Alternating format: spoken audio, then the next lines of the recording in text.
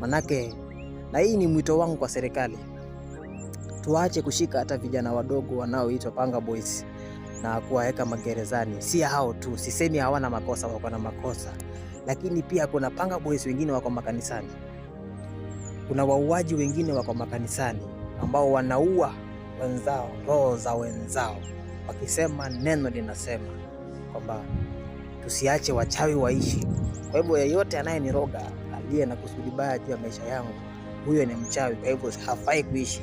Na utakuta mwingine amepiga magoti na analia kwa bidii sana, akisema Yesu, unajua nakupenda. Yesu, unajua yule mamake fulani ama babake fulani ama yule Jumaa ama yule Shiro ama yule Kimani ama yule Mtua ameniroga, ameachilia mayai kwa nyumba yangu, sijui nini.